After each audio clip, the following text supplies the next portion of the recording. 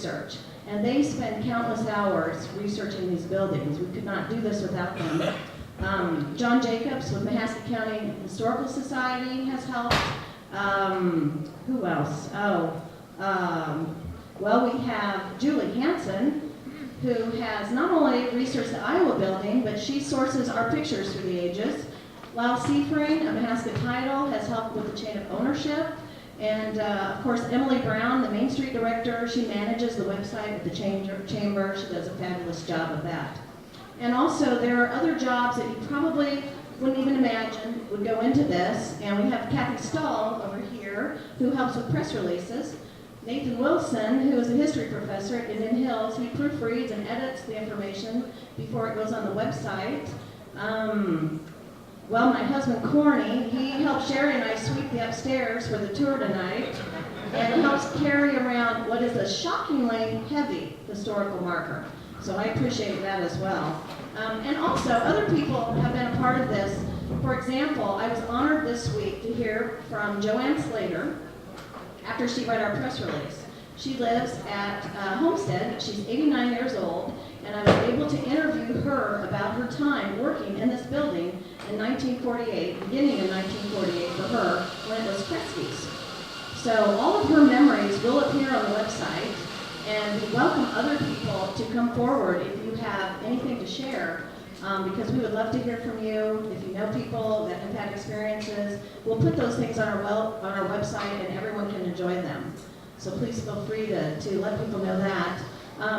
So I really want to say that the Historical Building Marker Project, as you probably now know, is a wonderful community project where many, many people have come together to use their time and their unique skills to make this a reality. And I am very proud to live in a community such as this. So thank you all so much. And without further ado, I want to have the Oskaloosa Mayor come up and say a few words. Dave Pretzko.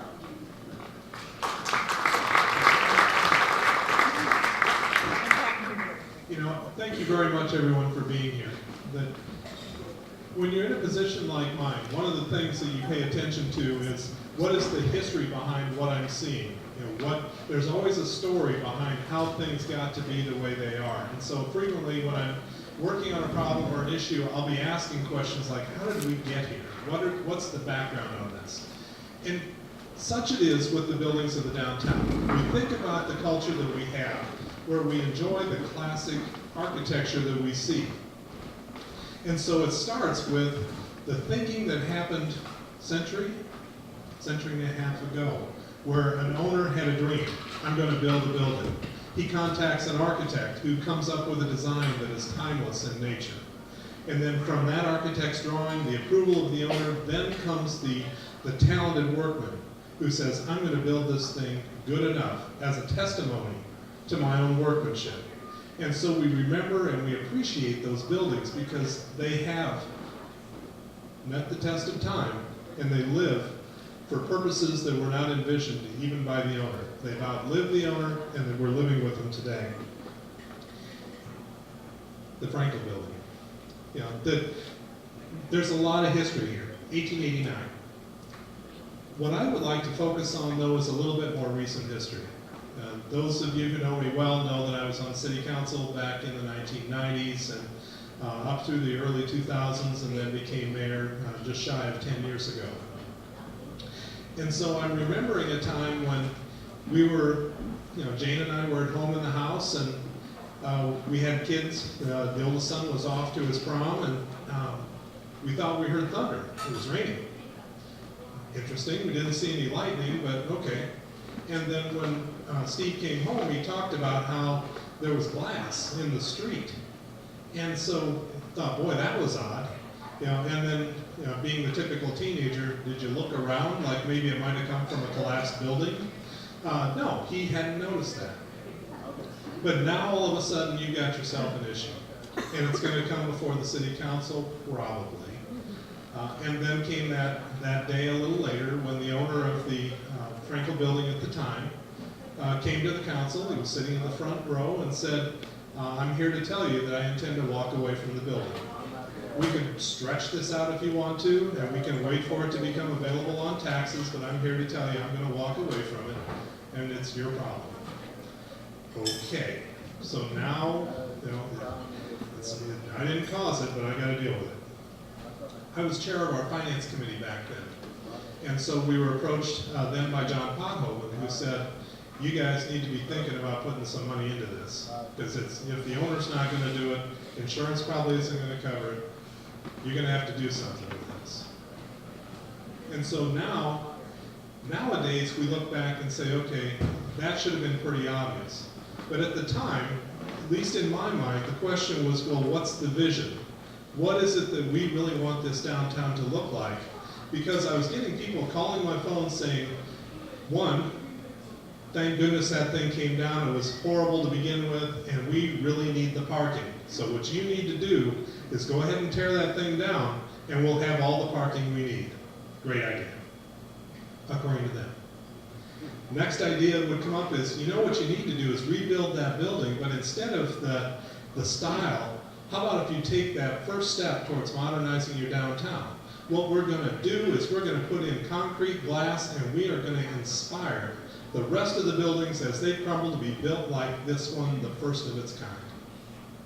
Well, that's another thought. And then there was a third option, the one that said, well, how about if we stabilize it and make that building so that it can be inhabited by a business heretofore not known, but at least it gives us some flexibility. Okay, there's option number 3.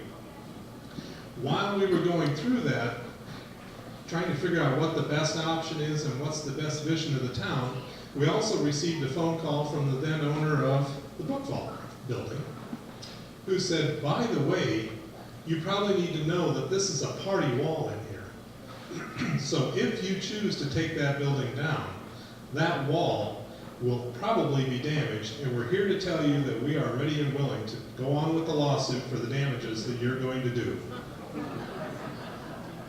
So the tear down option goes away. So then we find ourselves coming into, well, what are we going to do? Winter passes, and so it's now October 2002.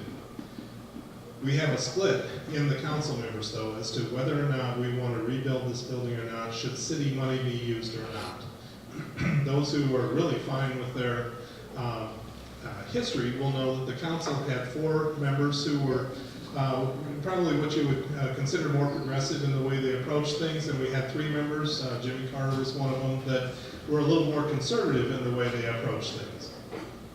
And so going into that meeting, we were split.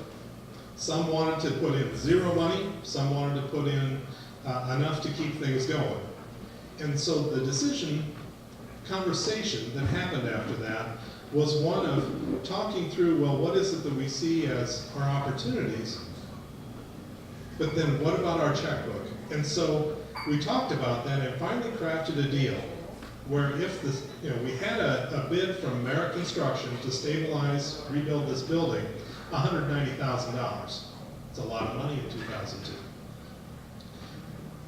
The deal we crafted was if the city would put in $110,000 and the chamber would raise the remaining $80,000, and everyone agreed that would get the building stabilized, could we craft that deal? And we did. It passed on a 7-0 vote. I'm pretty proud of that because that's not the way that meeting started. And then the work began. And so Oskaloosa Downtown Development came in and said, we will step forward and take ownership of that building while it is going through the reconstruction. Think about that. Is there anybody in this room that would want that? Where, hey, this building collapsed, we're not so sure of the bones that are left, would you please own it while we reconstruct this thing? What could possibly go wrong in reconstruction? Notre Dame might tell you something that can go wrong in reconstruction. Yeah, yes, I just went ahead and drew a line between this building and Notre Dame. Not everybody would do that. And so from there, we go forward. The building is able to be resold to a business at Smoky Row. Nobody really thought that that was going to happen quickly, but everybody hoped it would happen sometime. That it would become some sort of a central place where Oskaloosa people could come and enjoy the downtown. It would be a draw. And over time, that's what it's become. And so I can't express enough appreciation for the ownership of Smoky Row, who said, yes, we're going to go ahead and put a business here, and we're going to build it in such a way that it's going to be memorable to the people that come. The people of Oskaloosa are going to meet here, and they're going to point at it and say, isn't this a great place? The way it's furnished, the way it feels. You know, so we look at the remnants of the past that we see on the walls, some of the architecture, the wooden floors, and say, yeah, you know, this is really a cool place to be. And then we bring our friends in. And they, from other cities, say, you know what, Oskaloosa's got a really cool place there. And sooner or later, you start going to places like Des Moines or other places, you mention Oskaloosa, and they say, yeah, I've heard you've got a really cool place, Smoky Row. And is it true that the presidential candidates go there? Yes, it is. Is it true that you have heated political discussions there? Yes, it is. Is it a place where people go to have fun? Yes, it is. And so as I describe this place, I say it's a place that is the unofficial hub of Oskaloosa. We talk about the library, city hall, the courthouse of being central places where people go, but ultimately a lot of stuff gets talked over and enjoyed here. Let's make it personal. How many times have you been here to socialize? Countless, right? How many birthday parties, political events, service groups, Bible studies? How many kids do you suppose come here on dates? And so those are the kinds of things that this all-purpose building has come to, where it gives people a sense of comfort when it comes in, but it's also useful for all of the heavy lifting that goes on, pressure stuff. And so I think about it in terms of how many times have I brought business associates here because I want to impress them with the town, but I also want to calm them down a little bit because what we're talking about isn't going to be that much fun. That back room, how many tense conversations have happened back there? I can tell you a few that in 2013, that was when RegRide was coming to town. We had 6 months that we could get things ready from the time the register said, yep, here we come, to the time that we were going to be bringing estimated 20 to 22,000 people into town. And so the group of us huddled around the table in there and said, okay, with 6 months to go, here's some things we got to do. 5 months, 4 months, 3 months, 2 months. And then by the time we had our last meeting, the day before, everybody in that room had drawn a sense of comfort because everyone else at the table was doing their part right. But the tension that we started with, and as you would imagine, it wasn't always going right on the first try. Decisions had to be made, stuff that we thought was going to work didn't. We got that handled. But we needed a place where there wasn't a sense of pressure in general, and that was perfect for that. And so I'm going on as if this place is mine. It's not. It's all of ours. But we all have our own personal investment in it, where we say, yes, this is part of what Oskaloosa calls home. This is what we point at. And so, to finish up, I would just say that a couple of good decisions back when it collapsed gave us the opportunity to perhaps put the culture of Oskaloosa on a good track. It was already going that way, but it's much more so now because of this place. And so I'm very thankful for the opportunity that we had to be able to have some kind of involvement with it, but it has a history much greater than just what I've talked about.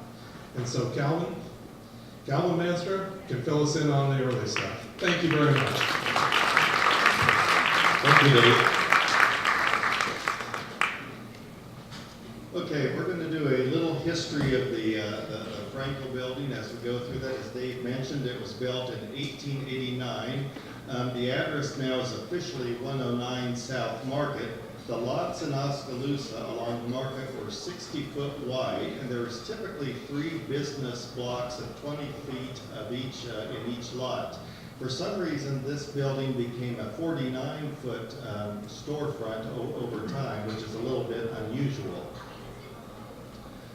This is one of the, not the earliest, but one of the earlier pictures of the Frankel building. And from an architecture style, the official style of this is called Commercial Italianate, influenced by Victorian Romanesque.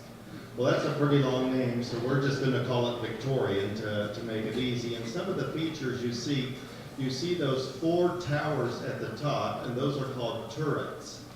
And in between those turrets, on each side, are 8 battlements that are there that are not nearly as high as the turrets. In the middle, you see that triangular gable, and that's called a pediment. And above that pediment, you see that half circle with a spire going at the top, and that's called a finial. And all of those things are now gone. So take a look at that when we see some other pictures of the Frankel building. Those are the original parts that have been removed. Along the south side, you'll see there are all windows along there. Maybe that picture doesn't quite show it that well, but there are all windows along the south side in the alley. You'll see in the center, it was called Frankel Dry Goods. Now, dry goods is a name that is not used anymore, but that simply means textiles and clothing items. And in the corner, you will see on the lower left-hand side, there's a barber pole. And that's because in the basement of this building was a barber shop, and that was very, very typical of downtown buildings at the time, that barber shops were located in the basement. You'll see that once you arrived as a building, you got your own postcard. So this was the Frankel postcard on the Frankel block with Frankel Dry Goods. So the natural question is, who were the Frankels? Well, the Frankels that built this were Isaiah and Babette. And Isaiah was about 8 years older than Babette, and he only lived to be age 65. Babette lived quite a bit longer until she was 89 years old. And here's a picture of this couple. We think that it was taken towards the end of Isaiah's life, as he was approaching age 65 is our best guess. Now, as we go through this, we're going to hear Frankel, Frankel, Frankel, but I don't want to ignore Babette's family either, who were the Schurmans. She was born in Germany to a Jewish family, and her father had died, and one of her older brothers, Manasseh, had immigrated to Muscatine. And she had an older brother, Leopold, that kind of was the caretaker for the family in Germany. And she always was quite close to Leopold. And Leopold immigrated along with Leopold's mother and Babette and 2 of Babette's sisters in 1858, and they also settled in eastern Iowa around in the Davenport area, and they soon moved over to Marengo, and that's where the Schurmans made all their money. They were in dry goods as well, they had a bank, and their big money maker was a woolen mill. And like most of the Jewish families in Iowa, they eventually moved to Des Moines, with them picking up the woolen mills, moving them to Des Moines, and calling them the Capital City Woolen Mills. And that was the biggest woolen mill in the state at the time. When Isaiah died, Babette moved to Des Moines to be pretty close to Leopold, and in fact, in 1917, they decided to take a trip together to California. While on the train, Leopold got sick, and when they reached California, he passed away. So to show a little bit of the wealth of the Schurmans, this is what was called the Schurman House, or the Schurman Mansion, which is still in Des Moines. There's been preservation efforts at this. At one time, there was a restaurant in it as well. I do not know what is being operated at the present time. But that demonstrates a little bit some of the money that the Schurman family had. Getting back to Isaiah, Isaiah was also a German Jew, and he had immigrated in 1853. Now, we don't know too much about Isaiah when we compare to Babette. We don't know about his parents, we don't know about his brothers and sisters, and he came by himself at age 21 to America, and he first settled in Indiana. And he had a shop there. And then for some reason, he moved to Macon, Missouri, which is down on Highway 63 south of Kirksville, if you've ever traveled that road. and we do not know why he went there.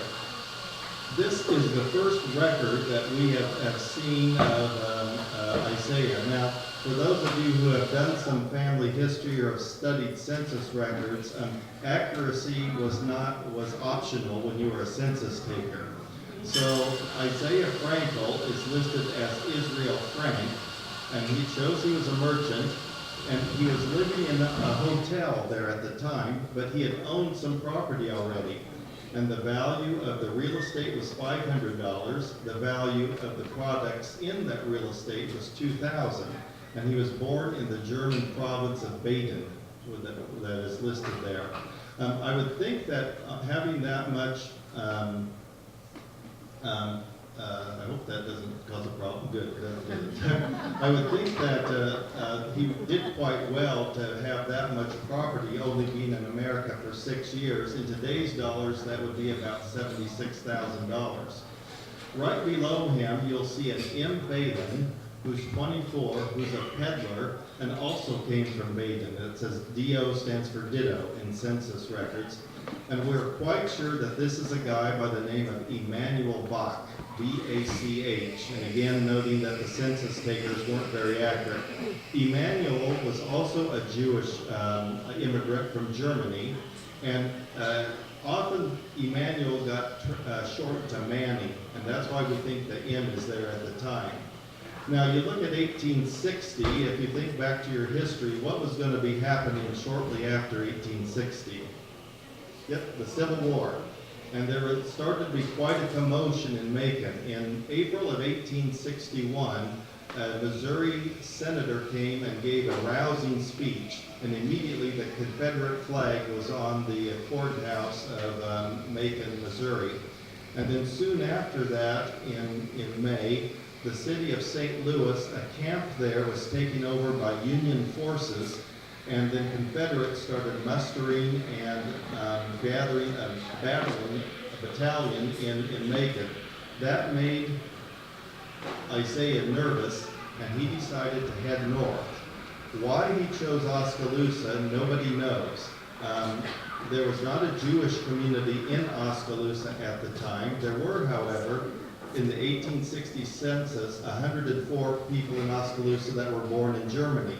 Perhaps he knew somebody there.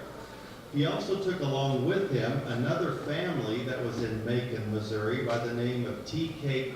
Smith. And Smith had a wife and 2 children, and they all came up to Oskaloosa together. Perhaps Smith knew somebody in Oskaloosa. Once they arrived in Oskaloosa, along with Emmanuel Bach, he opened a store on the east side of the square in 1861, and that is where the courthouse is now. The courthouse at the time was on the northwest corner from the northwest corner of the square. On one side of the building, he and Emmanuel Bach had a clothing store. On the other side of the building, T.K. Smith had a jewelry store. And you can see if you Google T.K. Smith Oskaloosa, some of his jewelry is imprinted and is still sold on eBay today. The business grew quite rapidly, and so Emmanuel and Isaiah moved to another building, we believe on the east side of the square, again stayed there 1 year, ran out of room, and after that he moved to the north side of the square. And the building is there just east of the present Centennial Building, which is where the DeBoeuf dentist practice is located right now. We do have a picture of that building where he was at. You can't read it from there, but that says I. Frankel and Sons, or I. Frankel and Company, excuse me. And that was one of those 20-foot storefronts that were so typical of a downtown business at that time.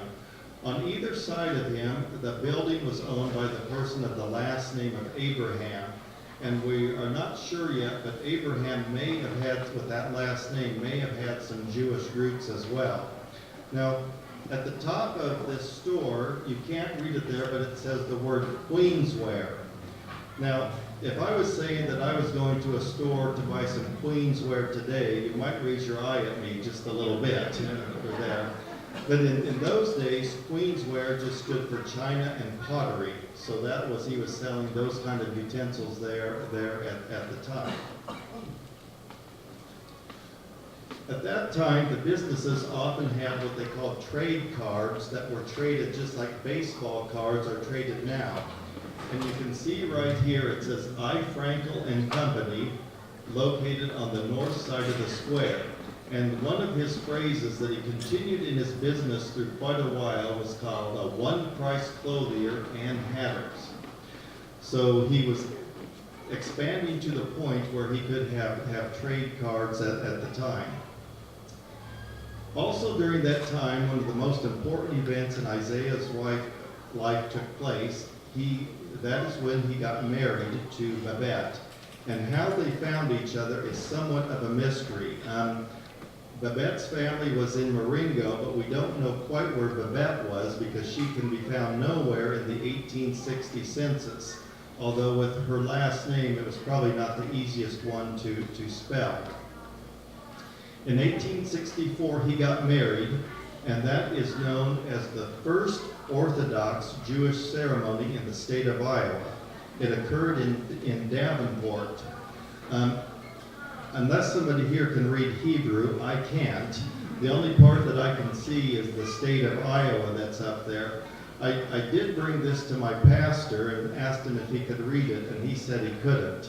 So I don't know if this is a fake or if the pastor flunked Hebrew in seminary. I don't know, but he could tell it was Hebrew, but he could not read the words. But this is shown in many histories as being the first Jewish wedding certificate in Iowa.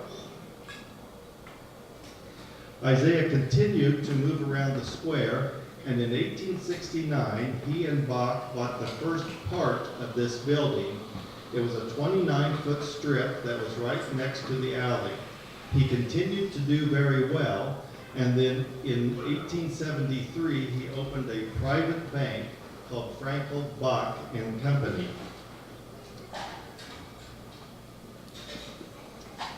The business continued to expand, and he outgrew it once again, so he moved back to the north side of the square, and he constructed the Centennial Building. And that's what Emily Russell, we honored that building a few months ago, and we know the history of that building. There is a marker on there if you'd like to see that as well. Finally, in 1888, after 30 years of working with Emmanuel, he bought him out, and Emmanuel went to Chicago. He bought the 20 feet that was adjacent to the 29 feet, and he began the construction of the present Frankel building. Now, when he started doing that, as you can imagine, this is an 1864 picture, and this is the building that was what he bought and where he first operated on the west side of the square. Now, this may have been the first ever in the history of Oskaloosa where you got some criticism but didn't give a name. And I know that never happens now. It was the forerunner of the internet. There was a guy by the name of the Lounger, and he wrote this in the February 7, 1889 issue of the Oski Herald. He wrote, "The Lounger notes the removal of the Frankel brick on the west side of the park. That building was the first brick business block erected in the city. The building, now being removed to give place to something modern, was erected after the style of the old business rooms in a Pennsylvania village, with living apartments on the second floor. Its removal shows the growth of modern wants and ideas. That which was good and comfortable a few years ago is cast aside, and the most elaborate that man can plan is ordered up, whatever the cost."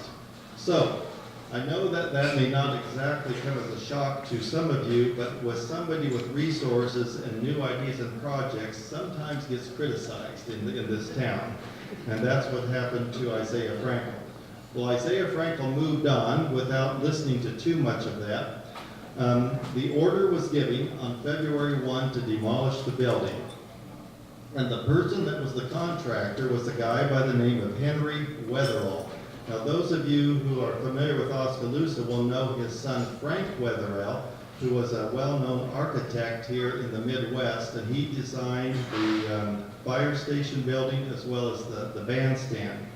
And Isaiah was quoted in the paper as saying, "Mr. Weatherwell, I want the building completed by the 1st of August." Remember, he was saying this in the 1st of February.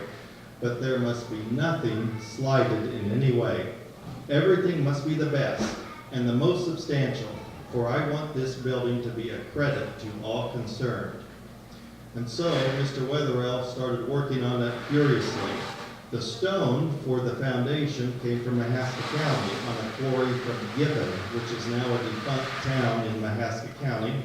There was steam heat on all floors because in the basement there was a nest of boilers that was also created by somebody in Oskaloosa. The person that did these bricks right here was the son of the person that did these bricks on the old building. So that family had stayed in Oskaloosa for all those years and continued in that industry. So as it got nearer to completion, what are you supposed to do? Well, you have a sale. He had changed the name of the business from I. Frankel and Company to I. Frankel and Sons. That shows the sale of the business to Frankel from Emmanuel Bach, and now Isaiah's sons were getting to the business. If you paid cash, you got a 10% discount before you moved. So here's the ad for the big open house. It was going to be open Friday evening to the public. Interestingly, they said that positively no goods were going to be sold that evening. Isaiah wanted it to be a showcase to the community. He did not want it to be a event where he could make some money. The night of the August 9, the Knights of Pythias band started playing outside, and soon the Oski Herald reported this. By 7:30, a great crowd of people had gathered in the front, completely blocking the street against travel.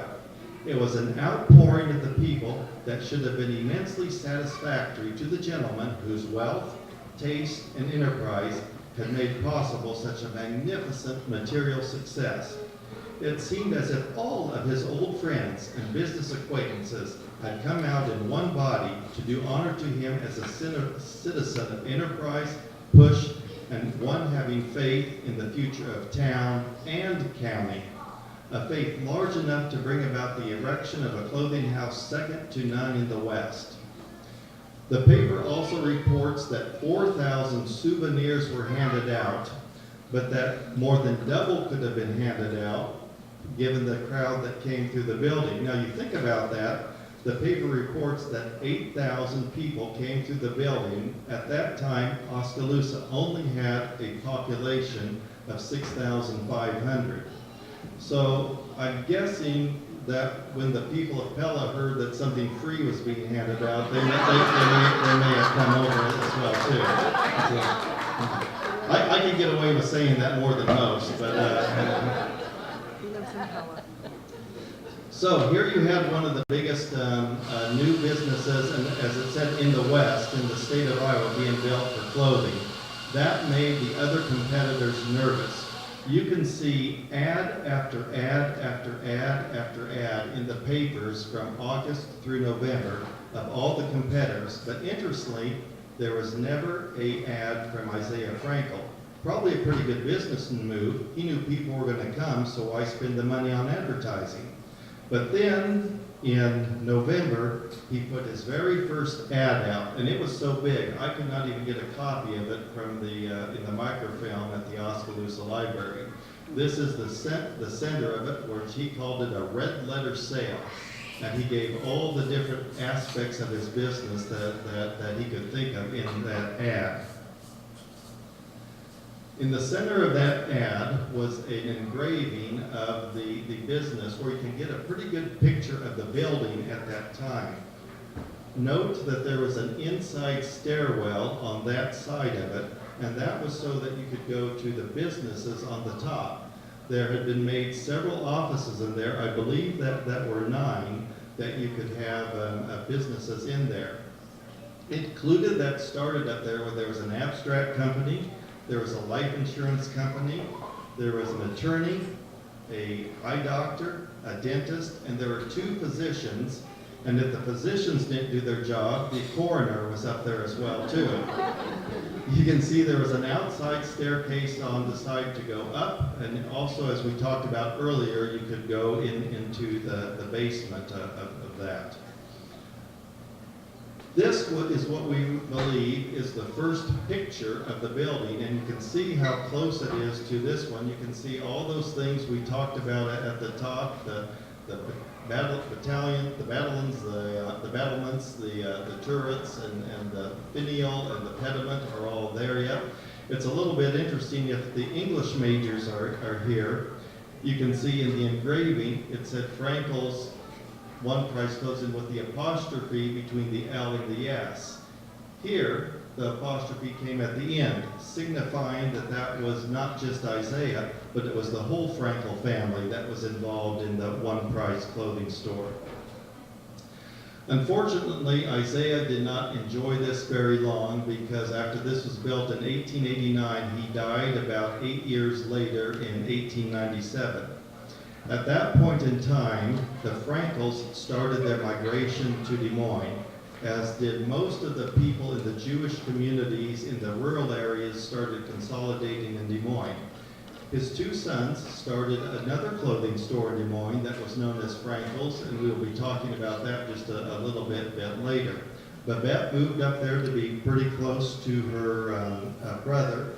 And this is the next picture that we can find there. And you can see the Frankel building now has the name of Strasburger and Pfeiffer.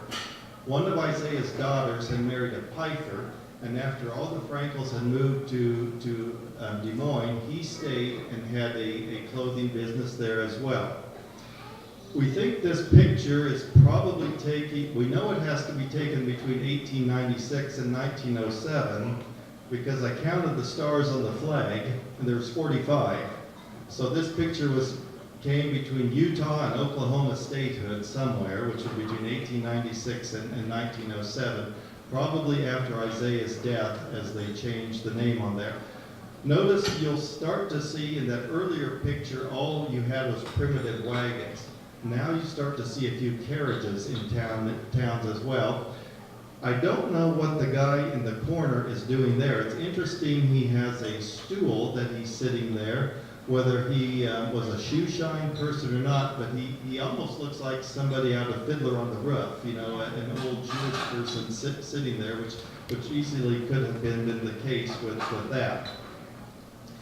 The next picture we find is also a pretty interesting picture. You'll see here that the competitor here is Baldauf and Rosenblatt. Those are also 2 Jewish businessmen that had a clothing store right a building away from Frankel's.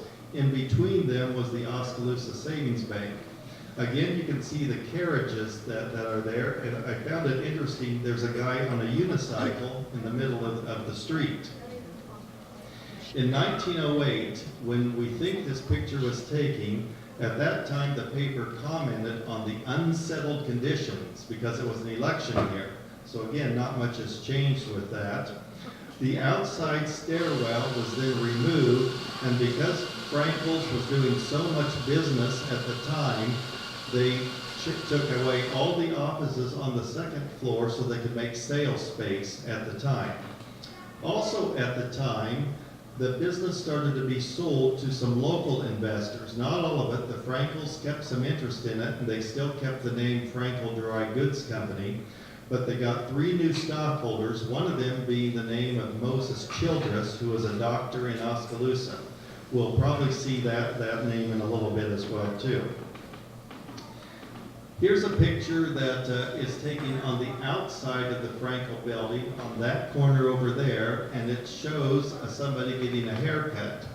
What the caption was, they wanted to take a picture in the basement because of their flashlight photography had not been perfected yet. They brought the barber chair outside and put the 2 barbers and then some of the other gentlemen that were there. This was taken about 1910. we see all these pictures and think they're kind of fun, but the person on the end is a guy by the name of Alex Solomon. And at this time, he was about 22 years old, and he was a barber, and he was born in Wales. He had married somebody that came from the Netherlands. They eventually moved to Pella, but in 1920, he died of typhoid fever. And the church picnics were all canceled because typhoid fever was so prevalent at the time. And I looked up some records. If you were born in 1890, your life expectancy, if you were male, was 43 years. If you were female, was 45 years. So life was pretty fragile yet at that time without the inventing of modern medicine. Here's another picture that we see of the Frankel building. Now we have a vehicle for the first time. There's a car there, but there are still horses at this end of it. You'll also see a new name on the building on the other side of the alley, and that was Oppenheimer's. Again, a Jewish German that had come and settled in Oskaloosa. The businesses continued to sell clothes, they continued to expand, and as more and more roads got paved, more and more people could travel farther to do business. At that time, Balduff and Frankel united and merged as companies, and a stairway or an opening was cut through the second floor of the bank building in between so that so people could walk between the two stores at the time, and so that they could have goods on both the second floor and the bottom floor, and you could never have to go outside between the two buildings. And I believe they were also selling goods in the basement as well during that time. This was a building, a picture that you can't read it on the sign that says Santa Claus Headquarters, and now we see a new name. It's Oppenheimer Alsop. And there was a gentleman that came up from Missouri in 1914. His name was C.C. Alsop, to manage Frankel's. And at that time, another merger took place where Oppenheimer's joined the Balduff and Frankel group, moved all their goods across the store at that time. And at that time, the Oskaloosa Herald trumpeted that that business had 60 departments, employed 100 salespeople, and had annual sales of over $750,000 a year. And so that was a big deal during that time. And at that time also, the Frankels and the Balduffs sold out completely, and you just had local owners at the time. But there must have been something in the works of that, because Oskaloosa was entering a new phase because Kresge's came to Oskaloosa. They opened in the Frankel building in March of 1930. They violated their population rule of thumb. They said they would never, ever, ever come to a town of less than 20,000 people. Oskaloosa had just over 10,000 people at the time. So that showed that the economic powerhouse that building was at the time. Kresge's demanded of the owners that they get a 50-year lease. Can you imagine signing a lease for 50 years? Instead, they got a 30-year lease. And they actually stayed until 1972, but they had a new name. Does anybody know what that new name was? Kmart. Kresge's became Kmart, and I think they operated in this building until they moved to the building on the east side of town, and there's still some ghosts of Kresge that are here. You can see the Kresge company in the 51025 store, and above that you can see Oppenheimer also there. And the same Joanne that was mentioned earlier by Ann, she noted that during that time she worked there were 9 counters, and that were long counters that sold everything from bulk candy to jewelry to cosmetics to greeting cards. Each person would be in charge of a counter, and if a person happened to get a $5 bill, which was very unusual, you had to wave down a person called a floor walker, who would come up and pick up that $5 bill to put it in safekeeping, because it was just a big sum of money in those days. The famous part of Kresge's was a lunch counter on that side, and in the middle of the building was an ice cream counter. So was anybody here old enough to have been to Kresge's? I see lots of hands coming up. So you probably have many stories as well when you talk about that. I'm going to take a little bit of a side venture here and do what I call a little bit of the name game. During the pioneer times, there was often a recklessness in buying and selling property. And this property, before Isaiah got ownership of it, 43 different people had owned it. So it sold back and forth many times, and there was also, before Isaiah got a hold of it, there had been 3 foreclosures. And you look at some of the names of the people that were on there, you see a Parish, I can't pronounce that one, I'm not going to try. A Manasseh, an Ansel, and a Zepha were names that you see on the deeds that own this property. But probably one of the most interesting ones, you'll see we talked about Moses Childress. Now Moses is not that unusual of a name, and note that he's a doctor. But look what he named his son. X-ray. So I don't know if he got picked on as a kid. I would guess he would, but that was probably one of the most interesting names that you see as one of the owners of the property. After that, there was a whole series of ownership of there, and I'll just spin through them. You'll see that it was Ross and Hesse, and now it was Ross and Lords. There was Archer TV during that time, and there was also a video store during that time. So this was during the 80s of the farm crisis. It was hard for business to stay. They came and went. During that time also, the building was again foreclosed upon, and a bank in Centerville owned it. And when they sold it to another familiar name in Oskaloosa. It was a company that was owned by Scott Hinckley Sr. And every time that he was quoted in any paper, he was always referred to as the former Quaker minister. Hinckley had come to Oskaloosa to work for William Penn as a fundraiser. He soon went on his own, and he created one of the biggest Ponzi schemes in Iowa, where he swindled investors out of thousands and thousands of dollars. When he could no longer get investors, he fled Oskaloosa and the country. He bought a yacht, and then he was headed out to the Dutch Caribbean island of St. Martin. And on that yacht, he had rifles, he had diamonds, and he had cash. He also had a Lamborghini in a garage here that when the feds got a hold of it, they sold that for over $200,000.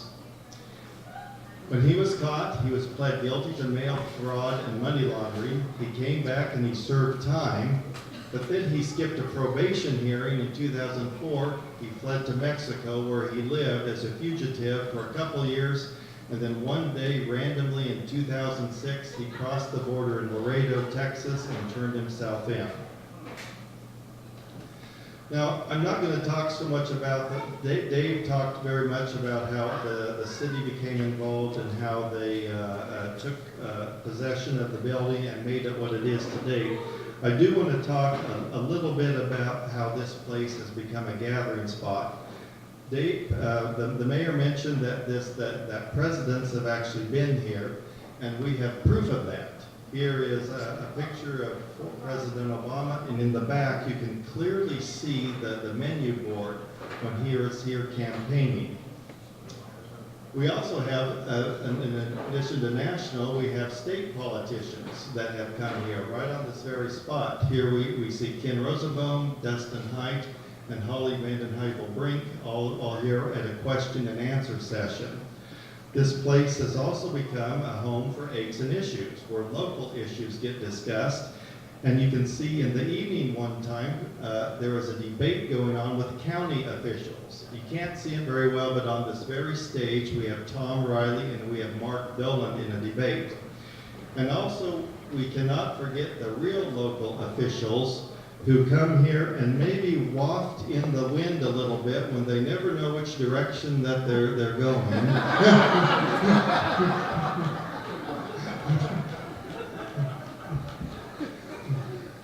But we have our mayor here also being peppered with some questions. Now, in closing, I want to just bring up a couple things as I finish up, as I've studied this building.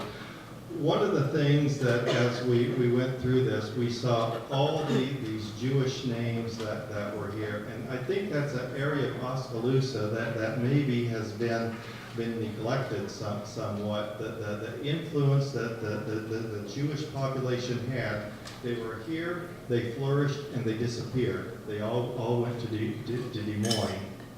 And one of the things that a local historian, Chuck Russell, mentioned, he reflected in 2010, in my opinion, were it not for them, we would not have the 7 paved roads into town, the large trade territory we have, and not be the major attraction that we are. In 1964, a Register reporter came to report on the Jews of Mahaska County. And this old gentleman was Rabbi Handler. And he had been the rabbi here for 65 years. Can you imagine how many building committee meetings he went through as a rabbi? The building in the back is at the corner of South H and High Avenue West, and part of that remnant of that building is still there. It's where AG Motors used to be, and you can kind of see the shape of that building there if you look at it now. The top tier has been taken off. Now, I'd like you to pay attention to that Star of David that's there. When the building was demolished or lowered, that was salvaged, and that Star of David is now in the Jewish Museum in Des Moines. So that is really the only remnant yet that we have of this building. So I've not been there and seen it, but that would be an interesting thing to see. And I think if there was any historians that wanted to study the Jewish history of this town, I think they would find it quite interesting. The other thing that I would like to talk about a little bit is that when the Frankels left, there was a lot of sadness in the community that such influential, important people left Oskaloosa and went elsewhere. And I think that's true. We can be a little sad of that, but we can also be quite proud that it was their prosperity in Oskaloosa that propelled them to bigger and better things. And one of the things that we can see there is Yonkers. The Frankels really overtook Yonkers with a series of mergers, and you can see that the board elected, and I think it was Henry Frankel at the time, to be head of Yonkers. But I think even more importantly, if you look at the insert below, the subtitle, this was in 1937, the Register thought it was important to say that there were now 3 women that were board members of Yonkers. The Frankel family was known to be progressive, known to push a few limits, and this is an example of that. The other example of that is those that have a good memory. There was a court case in Des Moines that went all the way to the U.S. Supreme Court, which was called Tinker versus the Des Moines Independent Community School District. And that was a case where there was 3 high school students wore black armbands to the high school in order that they could protest the Vietnam War. The school board kicked them out. They said they were not allowed to do that. The parents took the school board to court, and they went to the U.S. District Court, which upheld the school board. The parents appealed. They then went to the U.S. Court of Appeals. There was a tie vote there, so nothing could be done. They appealed the tie vote and went all the way to the U.S. Supreme Court. Now you can imagine that's an expensive venture to do that. The 2 people that funded all those court cases was Louise Frankel, Rosenfeld now, and Joseph Frankel Rosenfeld, who were the grandchildren of Isaiah and Babette. They thought that this was an important enough item that they wanted to fund that out of the wealth that really started here in Oskaloosa. And that came the very famous statement from the Supreme Court that said, students do not shed their constitutional rights to expression and freedom of speech at the schoolhouse gate. And there became known a thing as the tinker test that said whether you are in school, if there's disruption or not, whether that is a constitutional violation. And for instance, the tinker test was when kids would wear Confederate clothing to school. So a very, very important case in the era of free speech.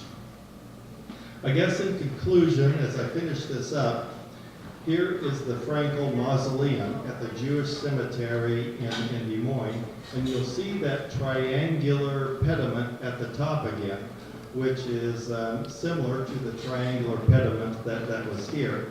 And I think it's important to maybe look at what was said about Isaiah when he died in 1897. He had two funerals, one here in Oskaloosa and one in Des Moines. And this is what was said about him. He was always generous to a fault, philanthropic without display, thoughtful of home and friends, and above all, an enemy to idleness. Improvement was Mr. Frankel's hobby, and this city owes much of its advancement to his work and advice. He adhered to principles because he believed them to be true, and I found this interesting, and always commanded the respect of his opponents. That does not happen too much today, to command the respect of your opponents.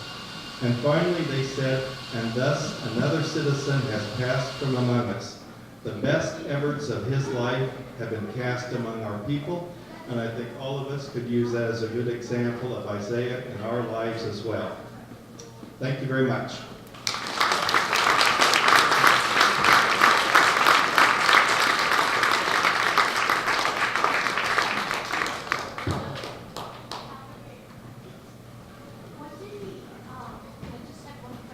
Yeah. What did he mean by one price? I don't know. I saw that in other places too, and I do not know what one price means.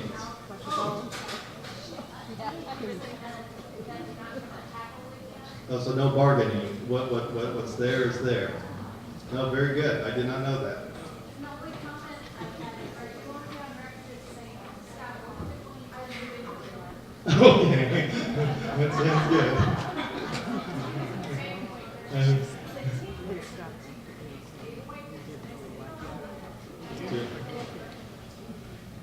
So very good. So I'll be around if you want to ask me some more questions. But with that, I think we can have the unveiling. I was hoping to have a better unveiling than me because I had found a great-great-grandson of Isaiah that lives in Fairfield, but he got sick and could not come up tonight. So you're going to get stuck with me. But if I don't, here is the new plaque for this building, and you're welcome to come up and see it. So with that, I'll turn it over back to Ann, who is going to give some things about upstairs. Well, I wasn't really going to talk too much about upstairs until we get up there. I think Sherry's going to share some things. But does everybody want to go upstairs? If not, we can share a little bit about the upstairs. Everybody wants to go? Okay. Well, there's just a few things, and they've kind of been covered. I wish we knew a little bit more, but it was kind of alluded to, and Joanne talked about this. The Browns corner, which Browns now, you could go upstairs. It was Sears and Roebuck, and you could go upstairs and all the way across to this building.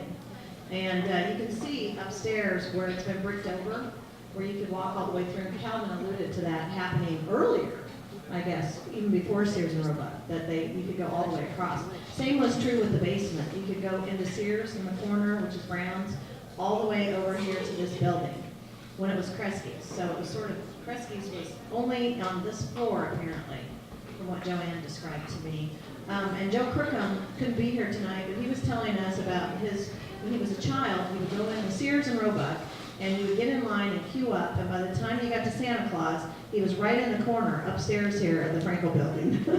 So that was one of his memories. And also with the collapse of the building, you can see the support structures upstairs that were put in to rebuild this building. So we don't know a whole lot more about it up there, but you're welcome to go up. It's a beautiful space. There's some stained glass on the windows on the front, and It's less filthy, but it's not the cleanest place in the world if you're worried about that, but it's not too bad. So we'll close with that. Thank you everyone for coming. Thank you. We have so many people that made this possible, so that's for all of them. So if you want to go over by Sherry, and if you'd like to go upstairs, you may at this point. Calvin might want to stay down here and answer questions.